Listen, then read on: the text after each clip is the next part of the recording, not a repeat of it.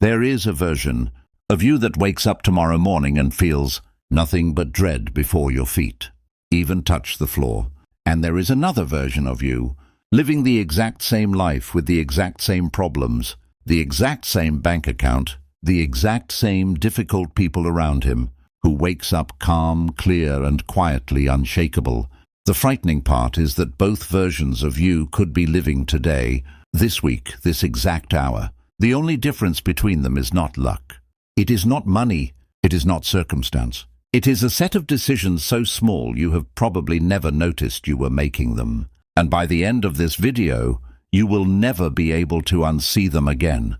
Welcome back to Wisdom of the Stoics, the place where ancient philosophy stops being a museum piece and becomes a weapon you carry into your ordinary Tuesday. If you are new here, we take the hardest teachings of Marcus Aurelius, Seneca, and Epictetus, the men who counseled emperors, survived exile, and stared down death without flinching, and we translate them into something you can actually use before your coffee gets cold. If that sounds like something you need, stay to the end, because this is one of those videos people come back to more than once. Here is the honest truth about the phrase "live your best life." Somewhere along the way it got hijacked. It got turned into a hashtag, a vacation photo, a green juice, a 5 a.m. wake-up call that makes you feel worse about yourself, not better. Real life is not a highlight reel. Real life is a delayed flight, a rude email from your boss, a friend who cancelled last minute, a body that aches in ways it did not used to, a bank account that never quite says what you want it to say. The Stoics knew this 2,000 years ago, and they built an entire philosophy not around escaping that reality, but around meeting it so completely that nothing in it could break you.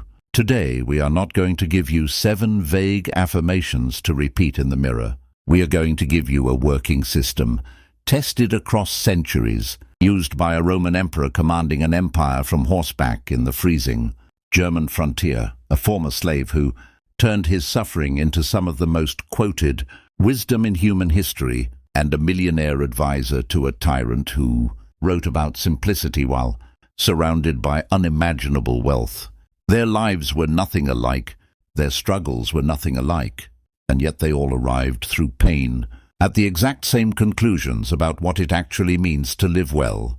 We are going to walk through those conclusions one at a time, and I want you to notice something as we go. None of them require you to change your job, your city, your relationship status, or your bank balance. They require you to change the only thing that was ever actually yours to control in the first place. Before we go further, do one small thing for me. Type the word present in the comments right now if you're ready to actually apply this instead of just watching it.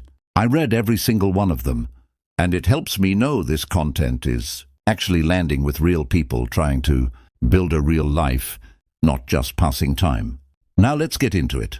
The first thing you have to understand, before any technique, before any lesson, before any quote gets useful to you, is where your suffering actually comes from.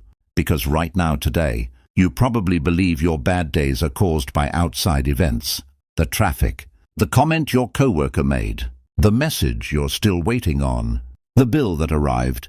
And this belief, so common that almost nobody questions it, is exactly the belief the Stoics spent their entire philosophy trying to dismantle. Epictetus was born into slavery in what is now modern Turkey. He did not choose that. His leg was permanently damaged. Some accounts say by a master's cruelty, some say by illness. He did not choose that either. He had almost no control over the shape of his early life, and yet centuries later, his words are quoted by CEOs, therapists, athletes, and soldiers, because he discovered something that circumstance alone could never take from him. He wrote that people are disturbed not by events themselves, but by their opinions about those events. Read that again slowly, because it is the entire foundation everything else in this video is built on. It is not the traffic that ruins your morning. It is the story you tell yourself about the traffic. That you are always late, that the universe is against you, that this day is now ruined. It is not the harsh email that wrecks your afternoon. It is the meaning you assign to it, that you are not good enough, that you are about to lose your job, that everyone secretly thinks you're failing. The event is neutral. Your mind is the one doing all the damage. Now I know what some of you are thinking, because I get this comment every single time we talk about this idea. You're thinking, that sounds nice, but my problems are real. My debt is real. My breakup is real. My diagnosis is real. And you're right. The Stoics were never asking you to pretend hard things aren't hard. Marcus Aurelius ruled during a plague that killed millions, fought wars for most of his adult life, buried multiple children, and dealt with betrayal from people he trusted completely. He never once wrote that pain wasn't real. What he wrote in the private journal he never intended anyone else to read was that the mind adjusts and accommodates itself to whatever it is thrown into, and that the impediment to action advances action, and what stands in the way becomes the way. He wasn't denying the plague. He was refusing to let the plague also take his character. This is the first real shift I need you to make today, and I want you to actually pause the video for 3 seconds after I say this. Think of one thing that has been quietly ruining your mood on a loop for the past week. Got it? Now ask yourself honestly, is that thing actually happening to you right this second, in this exact moment, or are you replaying it, or pre-living a version of it that hasn't even happened yet? Most suffering, and I mean the vast, overwhelming majority of it, lives in either the replay of the past or the rehearsal of a future that has not arrived. The present moment, the actual 5 seconds you are living in right now, is almost always more bearable than the story your mind is telling about it. This single distinction between the event and your judgment of the event is called by modern psychologists cognitive reframing. But the Stoics had already mapped it out entirely 2,000 years before therapy existed. And once you actually internalize it, something strange happens. You stop asking the question, why is this happening to me? And start asking a much more powerful question. What is in my control here, and what isn't? Which brings us directly into the second lesson, the one that I would argue is the single most practically useful idea in all of Stoic philosophy, and one that, if you only take one thing from this entire video, should be this one. It is called the dichotomy of control, and Epictetus opened his entire teaching manual with it, because he considered it the doorway you had to walk through before anything else made sense. The idea is brutally simple to state and shockingly difficult to actually live. Some things are within our power, and some things are not. Within our power, he said, are our own opinions, our impulses, our desires, our aversions, in short, everything that is our own doing. Not within our power are our bodies, our property, our reputations, our positions, in short, everything that is not our own doing. Think about how much of your daily anxiety comes from trying to control things that were never yours to control in the first place. You cannot control whether your boss likes you. You cannot control whether your ex moves on faster than you do. You cannot control the economy, the weather, other people's opinions of you, whether your flight gets delayed, whether someone you love gets sick, whether the market crashes, whether your kids make good choices when you're not watching. And yet look at how much of your mental energy every single day goes toward exactly these things. You rehearse conversations that haven't happened. You imagine outcomes you cannot guarantee. You lie awake trying to control a future that fundamentally belongs to chance, other people, and time, 3 forces that have never once asked for your permission. Here is what actually belongs to you, and only you, in the entire universe. Your judgments, your effort, your intentions, your reactions, your integrity, your choice of how to respond in this moment to whatever just happened. That is the list. It is short. It is almost insultingly short compared to how much you have been trying to manage. But here is the secret nobody tells you. Because that list is so short, it is also completely entirely within your grasp. You can master it. You can become excellent at it. And when you stop pouring your limited daily energy into the impossible task of controlling other people, outcomes, and chance, and instead pour all of it into the achievable task of mastering your own responses, something remarkable happens. You start winning every single day. because you're finally playing a game you can actually win. I want to give you something practical here, not just philosophy, but something you can use in the next 5 minutes of your actual life. The next time something goes wrong, and today something will go wrong, I want you to silently ask yourself one question before you react. Is this inside my control or outside my control? If it's outside your control, and truly deeply examine whether it is, then your only job is acceptance, not resignation, not giving up, but a clear-eyed acknowledgement that spending energy fighting it is like punching the ocean. If it's inside your control, your only job is action, immediate, deliberate, unemotional action. This single filter, applied honestly, will save you more wasted hours of your life than almost any other habit you could build. Marcus Aurelius used this exact framework while ruling the largest empire on earth. He wrote to himself in the middle of a military campaign that he had power over his mind, not outside events, and that once he realized this, he would find strength. Not power over the barbarians at the border, not power over the senators plotting against him, not power over his own failing health, power over his mind. That was his entire empire in the end, the only one that mattered. Now let's talk about something that will feel uncomfortable, because I think discomfort is exactly what most self-help content is too afraid to give you. The Stoics did not believe in avoiding hardship. They believed in rehearsing it. This is the third lesson, and it is called Premeditatio malorum, the premeditation of evils, and I promise you, it is not as dark as it sounds. In fact, once you understand it, you'll realize it is one of the most liberating practices a human mind can adopt. Seneca, a man who was spectacularly wealthy, advisor to an emperor, and eventually forced by that same emperor to end his own life, wrote letters to his friend Lucilius about a habit he practiced constantly. He would deliberately imagine in vivid detail the worst things that could happen to him: losing his fortune, being exiled, being betrayed by people he trusted, dying. He did this not to spiral into anxiety, but for the opposite reason entirely. He wrote that nothing happens to the wise man against his expectation, because he has already imagined every disaster before it arrives. The blow that lands on a man expecting it lands far softer than the blow that catches him by surprise. Think about the difference between someone who has never once considered the possibility of losing their job and someone who occasionally, calmly, without panic, has thought through what they would do if it happened. Which one collapses when the email arrives, and which one, though still hurt, already has a plan forming in their mind within minutes?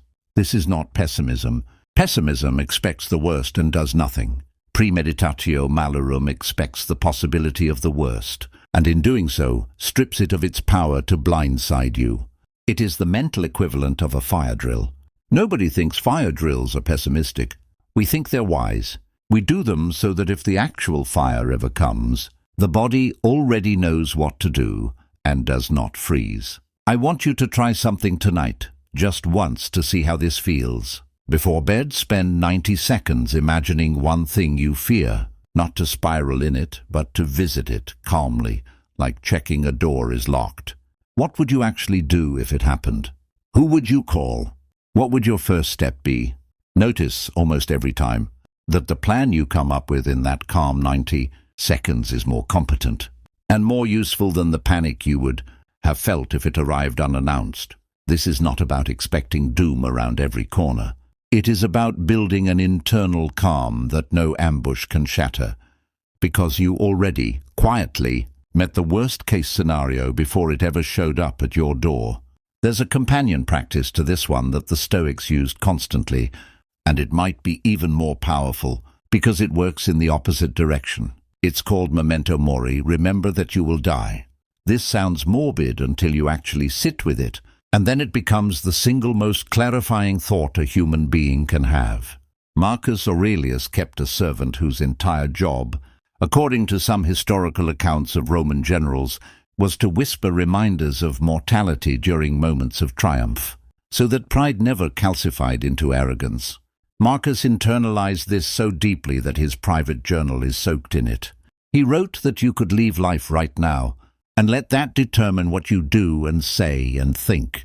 He wasn't being dramatic. He was using death, the single most certain fact of every human life, as a filter for deciding what actually mattered today. Here is why this matters for your ordinary Tuesday. Not just for emperors contemplating their legacy. Almost everything you're anxious about right now will not matter in 5 years. Almost everything you're avoiding right now, that difficult conversation, that apology you owe someone, that dream you keep postponing, matters intensely right now. Precisely because none of us know how much time we actually have left to act on it. The awareness of death is not meant to depress you. It is meant to burn away everything trivial, so that what's left is only what's real. The petty argument with your sibling, is that worth carrying for another decade? The version of your life you keep delaying until conditions are perfect. Do you actually have unlimited time to wait for perfect conditions? Memento mori does not whisper that life is meaningless. It shouts that life is urgent, and urgency, used correctly, is one of the most motivating forces a human being can access. If any of this is landing for you right now, if you feel that click of recognition in your chest, do me a favor and hit the like button. It genuinely helps this video reach more people who are exactly where you were 5 minutes ago, stuck, anxious, and looking for something real instead of another empty platitude. Now, let's move into the part of Stoicism that I think is the most misunderstood of all, because people hear the word Stoic and they picture something cold, emotionless, robotic. That is not what any of these men actually taught. And understanding the difference is going to change how you handle every difficult emotion for the rest of your life. The fourth lesson is about the discipline of ascent, which is really just a formal name for the space between something happening to you and your reaction to it. Viktor Frankl, a psychiatrist who survived Nazi concentration camps centuries after the Stoics wrote, described this exact same idea in his own words, that between stimulus and response there is a space, and in that space is our power to choose our response, and in our response lies our growth and our freedom. The Stoics were describing precisely this space nearly 2,000 years earlier, and they gave you tools to widen it. Here's what almost nobody tells you about emotions in Stoic philosophy. The goal was never to feel nothing. The goal was to stop giving instant, automatic assent to every impression that flashed through your mind. When something happens, your mind immediately generates an impression, a first read of the situation, often colored by fear, anger, or hurt pride. Most people treat that first impression as absolute truth and act on it instantly. The Stoic practice is to pause, even for 2 or 3 seconds, and examine the impression before agreeing with it. Is this impression accurate? Is it proportional? Is it actually true, or is it my fear talking, my ego talking, my exhaustion talking? Picture this scenario, because I guarantee some version of it has happened to you this month. Someone leaves you on red for 6 hours. Your mind instantly generates an impression. They're ignoring me. They're upset with me. I did something wrong. This relationship is falling apart. That impression arrives in half a second, fully formed, urgent, demanding action. The untrained mind assents to it immediately, and now you're anxious for the rest of the day. Maybe you send a passive-aggressive text. Maybe you spiral into replaying every recent conversation looking for your mistake. The trained mind, the Stoic mind, catches that impression before assenting to it. It asks, is this actually true, or is this just the story my anxiety wrote in half a second? 90% of the time the person was simply busy, and the entire emotional spiral you just put yourself through was constructed on a foundation that never existed. This is not suppression. Suppression is shoving a feeling down and pretending it isn't there, and that always comes back later, usually worse. This is examination. Feel the emotion fully, notice it, name it even, and then, before you act on it, ask whether the story attached to it is actually accurate. Marcus Aurelius wrote about this constantly, reminding himself that it is not events that disturb people, but their judgments about events, and that it is within his power to wipe out every judgment that is negative and hurtful, and at once there is calm. Not because the situation changed, because his relationship to the impression changed. I want to introduce you to a technique here that combines everything we've covered so far, and it's called the view from above. Marcus Aurelius used it constantly, particularly during moments of intense stress. He would mentally zoom out, imagining himself from higher and higher altitudes, first seeing his own room, then his city, then the surrounding region, then the whole earth, then the vast expanse of space and time, watching civilizations rise and fall like passing seasons. He wrote about surveying the countless throngs, ceremonies, voyages in storm and calm, and all the disparities among things that are coming into being, that have being together, and that are ceasing to be.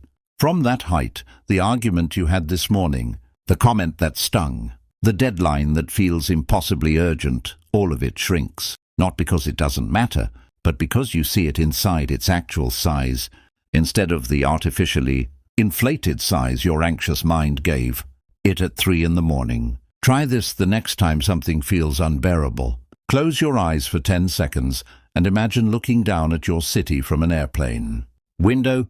All those lights, all those lives, all those people carrying their own invisible weights, completely unaware of yours, exactly as you are unaware of theirs. Then imagine zooming further to the whole earth spinning quietly in the dark, carrying every argument, every heartbreak, every triumph that has ever happened on its surface, all at once, all the time.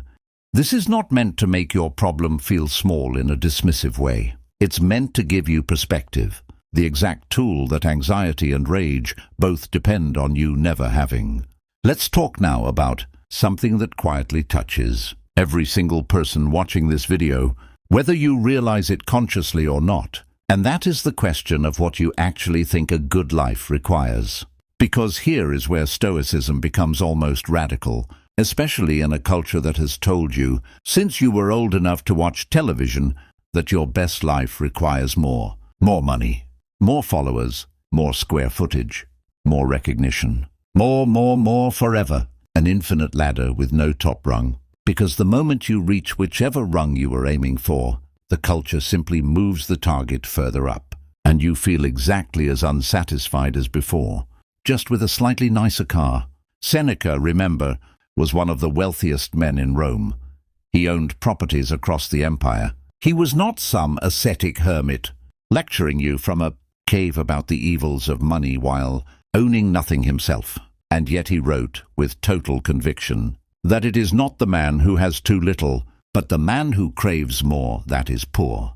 He understood something that modern psychology has since confirmed through decades of research on what's called the hedonic treadmill. Humans adapt astonishingly fast to new circumstances, good and bad, and return to roughly the same baseline of satisfaction regardless of what happens to them externally. The lottery winner and the person who suffers a major setback both, on average, return to close to their prior happiness level within about a year. Your brain is not built to be permanently satisfied by an external achievement. It is built to move the goalpost the instant you reach it, which means chasing external achievement as the source of your best life is a game engineered by the architecture of your own mind for you to lose. This does not mean ambition is bad, and please do not mistake what I'm saying here for an argument to give up on your goals. Marcus Aurelius ran an empire. Seneca amassed a fortune. These were not passive men. What they understood, though, was the difference between what they called preferred, indifference, and the actual good. Health, wealth, reputation, comfort, these things are preferred, meaning it's completely rational to want them and work toward them, but they are indifferent to your actual character and your actual capacity for a good life, meaning your worth, your peace, and your virtue do not depend on whether you get them. You can pursue wealth vigorously while remaining internally free of needing it. You can pursue recognition while remaining completely unshaken if it never arrives. That distinction, pursuing without needing, wanting without depending, is the entire difference between ambition that enriches your life and ambition that quietly enslaves it. Here's a question I want you to actually sit with, not just hear and move past. If everything external that you're currently chasing, the promotion, the relationship status, the number in your bank account, the way people perceive you. If all of it arrived tomorrow exactly as you imagine it, would you actually be at peace? Or is there a small, honest voice in you that suspects you'd immediately find the next thing to chase? If you're honest with yourself, and I mean genuinely honest, most of us know the answer. That's not a failure of ambition. That's evidence that peace was never actually waiting for you at the destination in the first place. It was only ever available in how you carried yourself along the way. Let's bring this back down to something practical, because I never want this channel to leave you with only abstract ideas. Here is a small daily practice, used in different forms by all three of these men, that I want you to actually try starting tonight. At the end of each day before sleep, ask yourself 3 questions, out loud if you can, or written down if you keep a journal. What did I do well today? What did I do poorly today? What did I fail to do today that I should have done? This exact practice comes almost word for word from Seneca, who described examining his entire day each night, asking what bad habit he had cured, what fault he had checked, in what respect he was better.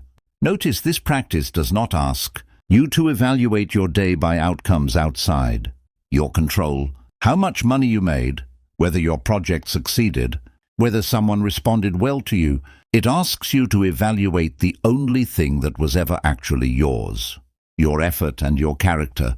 This single nightly habit done consistently rewires your brain over months to measure your life by the metric that actually determines whether you feel good about yourself, rather than the metric your culture keeps insisting you use instead.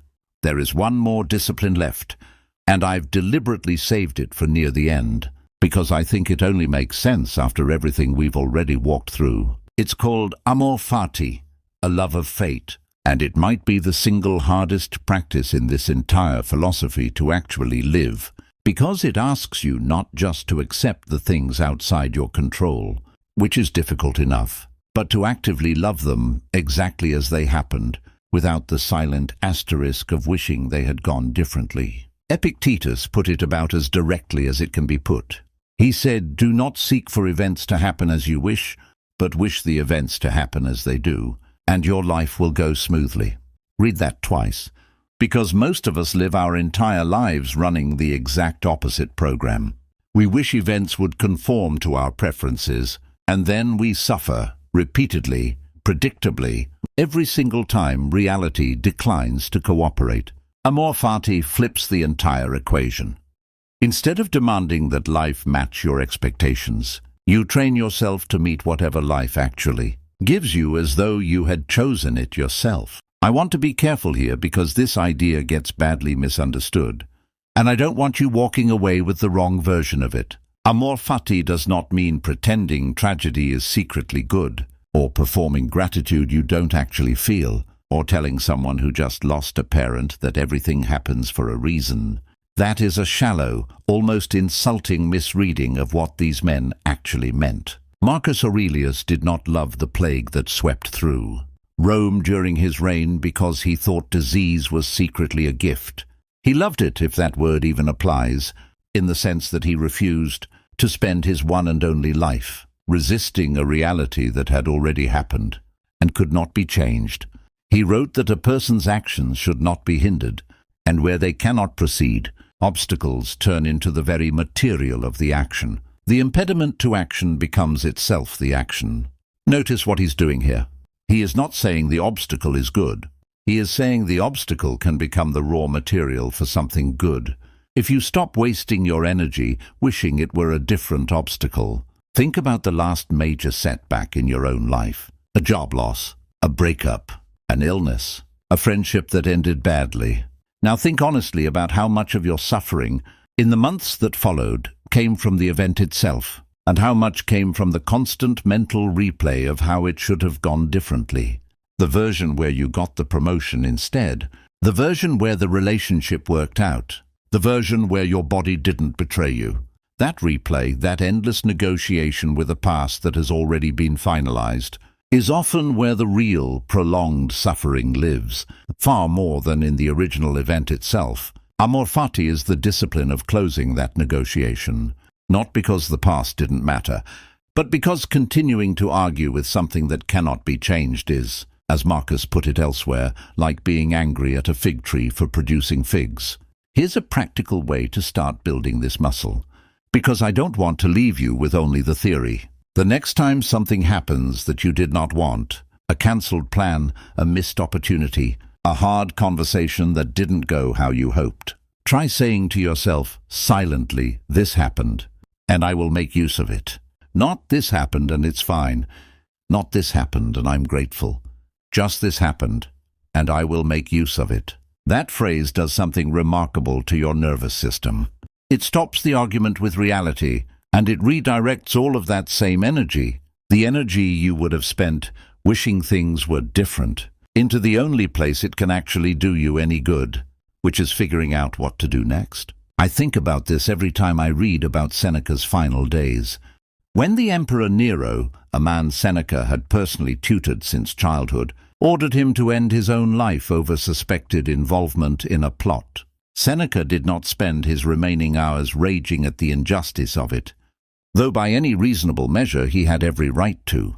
Historical accounts describe him gathering his friends, continuing to speak with calm clarity about philosophy in his final hours, comforting the people around him who were far more distraught than he appeared to be.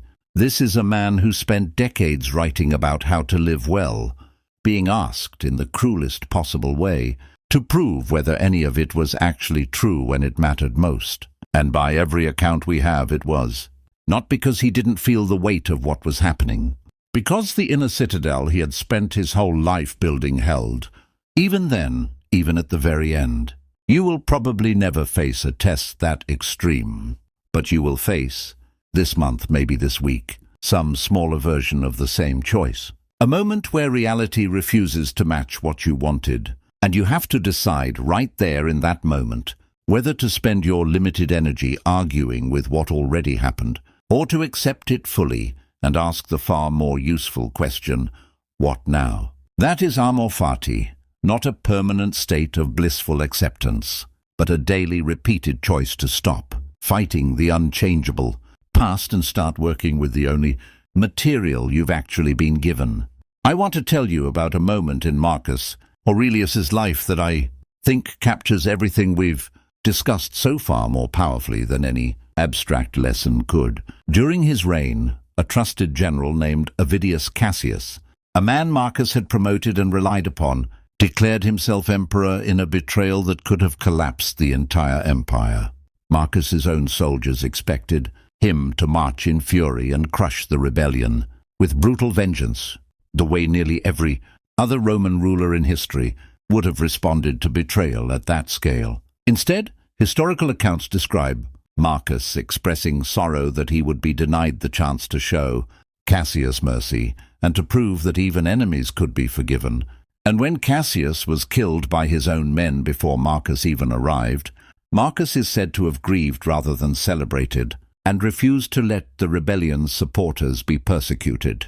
Think about the sheer weight of that betrayal, and think about how differently most people, most of us, would react to a fraction of that hurt from a friend, a partner, a colleague. Marcus had spent years training his mind through the exact practices we've walked through today, the dichotomy of control, the premeditation of hardship, the discipline of ascent, so thoroughly that even in the face of history's most personal kind of betrayal, his character did not fracture.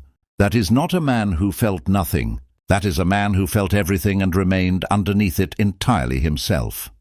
This is what living your best life actually means, according to these men who thought about it more rigorously than almost anyone in human history. It does not mean an absence of hardship. Marcus buried children. Seneca was forced to end his own life by the very emperor he had tutored and served loyally. Epictetus began his life enslaved with a permanently damaged body. None of them lived charmed lives by circumstance. What they built, brick by brick, through daily practice and hard-won discipline, was an internal fortress, what Marcus called the inner citadel, a place inside yourself that circumstance cannot invade, that other people cannot occupy, that fortune cannot plunder. He wrote that men seek retreats for themselves in the country, by the sea and the mountains, and yet it is in one's power to retreat into oneself whenever one chooses, for nowhere can a person find a quieter or more untroubled retreat than in their own mind. That retreat is available to you right now, today, regardless of your circumstances. And building it is the actual definition of living your best life. Not the version sold to you by advertisements, but the version that has survived, intact and useful for 2,000 years. Let's talk about one more area, because I think it might affect your daily peace more than any other single factor, and it's something almost every viewer watching this deals with in some form this week. Other people, specifically the difficult ones. The coworker who takes credit for your work. The family member who criticizes you every time you see them. The friend who only calls when they need something. The stranger who cuts you off in traffic and then has the audacity to act offended when you react. Marcus Aurelius, remarkably, opens the second book of his private journal, the very first thing he wrote each morning as Emperor of Rome, by preparing himself for exactly this. He wrote that when he woke, he would tell himself he was going to meet people who are meddling, ungrateful, arrogant, dishonest, jealous, and surly, and that they were like this because they didn't know the difference between good and evil. Notice what he's doing here, because it's easy to misread this as pessimism, and it is the opposite. He is not expecting the worst from people out of cynicism. He is preparing himself, deliberately, every single morning, so that when the difficult person inevitably shows up, and they always do, he is not caught off guard by their existence. This is premeditatio malorum again, applied specifically to human behavior. You already know, if you're honest, that today you will likely encounter at least one person who is short with you, dismissive, unkind, or simply difficult for reasons that have nothing to do with you at all. The question is whether that encounter catches you by surprise and hijacks your entire day, or whether you meet it the way Marcus met his Senate, already braced, already clear about how you intend to respond. Here's the piece of this teaching that changes people's relationships the fastest once they actually apply it. Marcus goes on in that same passage to explain why he refuses to let these people damage him. He writes that no one can implicate him in anything ugly, and that he cannot be angry with his relative or hate him, because they were made for cooperation, like feet, like hands, like eyelids, like the 2 rows of teeth. Working against one another is contrary to nature, he says, and being angry at someone or turning away from them is a form of working against them. This is a radically different frame than the one most of us carry around. Most of us treat a rude co-worker or a difficult relative as an enemy to be defeated or avoided. The Stoic frame treats them as a fellow, flawed, struggling human being, whose bad behavior almost always stems from their own confusion about what actually matters, not from some personal vendetta against you specifically. I am not telling you to accept abuse or to stay in relationships that genuinely harm you. That would be a dangerous misreading of this philosophy. And boundaries are not unstoic. They are in fact an expression of the dichotomy of control. Recognizing what you will and will not allow into your life is entirely within your power and entirely your responsibility to exercise.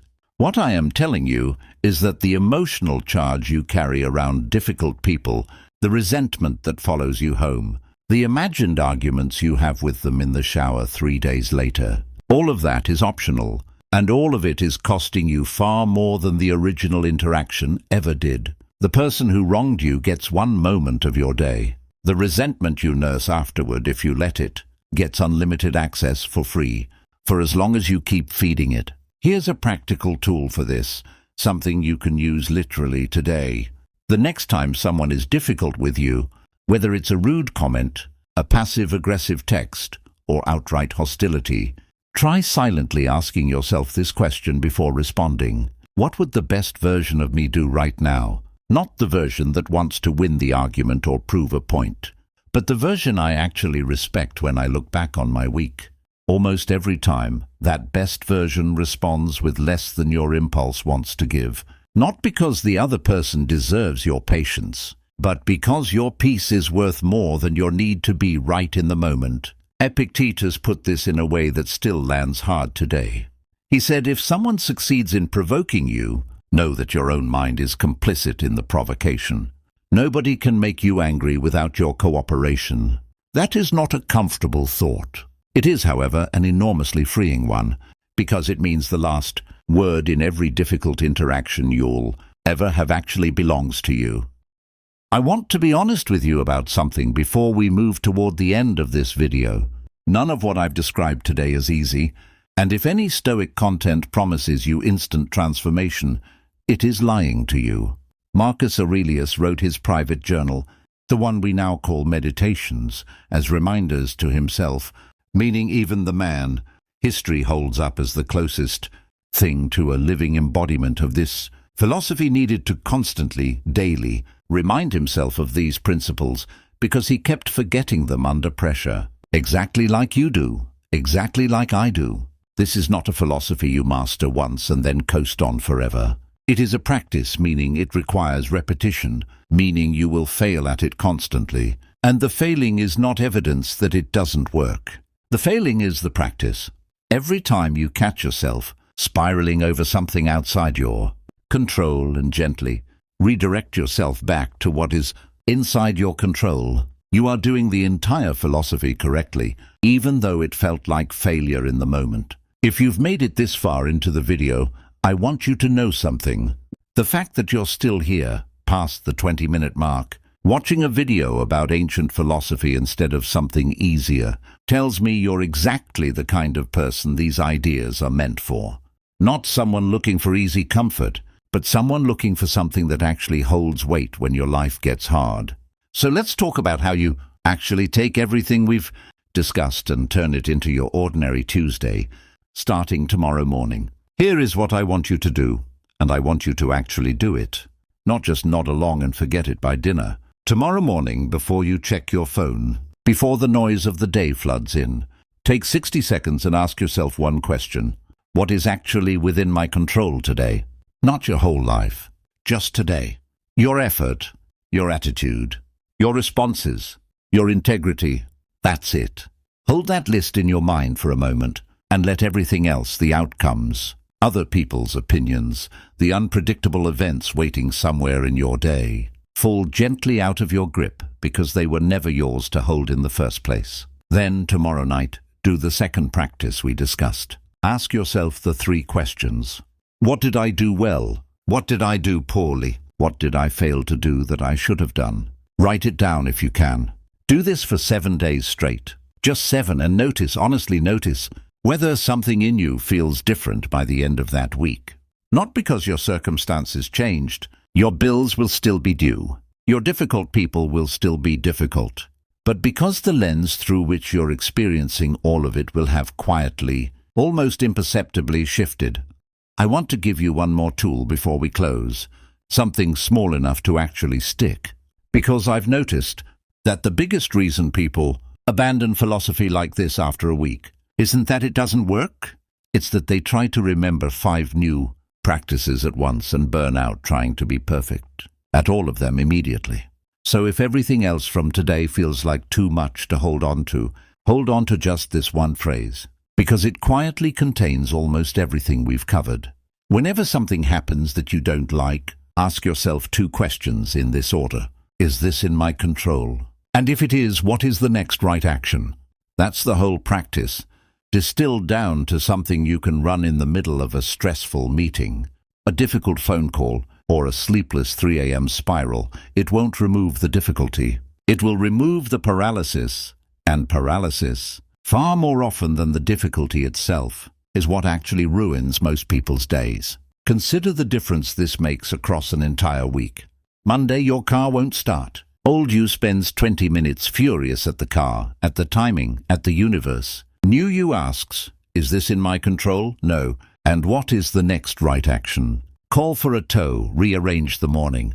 Wednesday, a colleague says something dismissive about your work in a meeting. Old you replays it all afternoon, drafting comebacks you'll never say. New you asks the same 2 questions. Decide whether it's worth addressing directly, and if not, let it go without renting its space in your head for the rest of the day. Friday, you get news you didn't want. A cancelled trip, a rejected application, a friend backing out of plans. Same two questions, every time and each time. A little less energy lost to the argument with reality. A little more energy available for the parts of your life that are actually yours to build. This is what these men meant when they talked about virtue being the only true good. Not because pleasure or success or comfort don't matter. They clearly do, and none of these three men lived as though they didn't. But because virtue, meaning the quality of your character, your judgment and your effort, is the only good that cannot be taken from you by circumstance, other people, or chance, everything else can be lost. Your health can fail. Your fortune can turn. Your reputation can be unfairly destroyed by people who never even knew you. But the habit of choosing your next right action, regardless of what circumstance just handed you, that stays with you until your very last day, and that, more than any achievement you're currently chasing, is what these philosophers actually meant by living well. And when hard days come, because they will, because they come for everyone, remember premeditation malorum. You already, in some small way, rehearsed this. You are not as unprepared as the panic in your chest is telling you that you are. Remember the dichotomy of control. Ask what's actually yours to manage here and let the rest go, not in defeat but in clarity. Remember memento mori and let it remind you, not that life is bleak, but that it is urgent, and that the trivial argument, the delayed apology, the postponed dream, none of it deserves another day of your finite and unrepeatable time. And remember the inner citadel, the fortress inside you that no person, no circumstance, no piece of bad news has ever actually had the power to breach, unless you handed them the key yourself. Living your best life was never about escaping difficulty. It was never about achieving some permanent, cloudless state of ease that these men themselves never actually experienced. Not even once, not even as emperors and advisors and philosophers who thought about this more than almost anyone in human history. Living your best life is about becoming the kind of person who can walk directly into difficulty, feel it fully and remain, underneath all of it, exactly who you chose to be. That is not given to you by circumstance. It is built daily through the small, unglamorous practices we walked through today, and it is available to you starting the very next time something goes wrong, which statistically is probably going to be sometime in the next 24 hours. Before you go, I want to ask you something honestly, not as a channel gimmick, but because I actually want to know. Of everything we covered today, the dichotomy of control, premeditatio malorum, memento mori, the discipline of ascent, the inner citadel, which one is the thing you most need to practice this week? Tell me in the comments, specifically, honestly, because I read them, and because saying it out loud, or typing it out, is itself the first step of actually doing it instead of just having watched a video about it. If this video gave you even one idea you're going to carry into tomorrow, do 3 things for me before you close this tab. Hit like because it tells me directly that this kind of content is worth making more of. Subscribe and turn on notifications, because we release new Stoic teachings every single week, each one built to give you another tool for the inner citadel we've been building together today. And share this with one person in your life who, you know, is carrying something heavy right now, because you never know. This exact video, at this exact moment, might be precisely the thing they needed to hear. Marcus Aurelius wrote that very little is needed to make a happy life, that it is all within yourself, in your way of thinking. 2,000 years later, surrounded by more noise, more comparison, more distraction than he could have ever imagined, that sentence remains just as true and just as available to you as it was to him. Your best life is not waiting for you somewhere out there, contingent on circumstances finally aligning in your favor. It is waiting inside the next decision you make, the next impression you examine before assenting to it, the next moment you choose your response instead of letting the world choose it for you. I'll see you in the next one. Until then, remember, you don't need a better life to start living well. You need only a better way of seeing the one you already have.